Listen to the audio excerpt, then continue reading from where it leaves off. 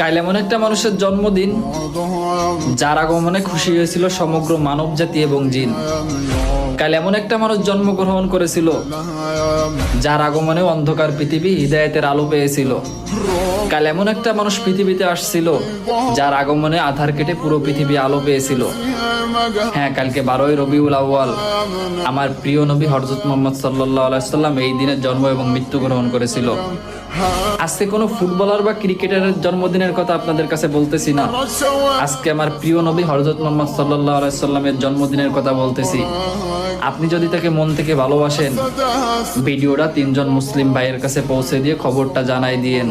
হে আল্লাহ, আপনি আপনার রসুলের সুন্নাত আমাদের আঁকড়ে ধরার তৌফিক দান করেন। সকলে একবার হলেও কমেন্টে আমিন বলে যাবেন।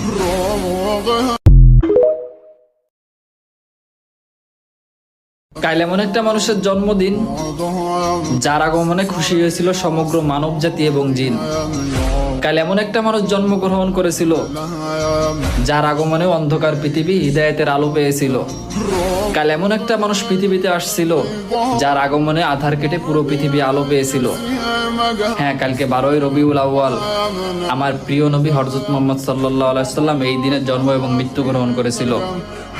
আজকে কোনো ফুটবলার বা ক্রিকেটারের জন্মদিনের কথা আপনাদের কাছে বলতেছি না, আজকে আমার প্রিয় নবী হযরত মুহাম্মদ সাল্লাল্লাহু আলাইহি ওয়াসাল্লামের জন্মদিনের কথা বলতেছি। আপনি যদি তাকে মন থেকে ভালোবাসেন, ভিডিওটা 3 জন মুসলিম ভাইয়ের কাছে পৌঁছে দিয়ে খবরটা জানাই দিয়েন।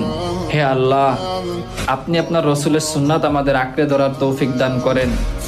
সকলে একবার হলেও কমেন্টে আমিন বলে যাবেন।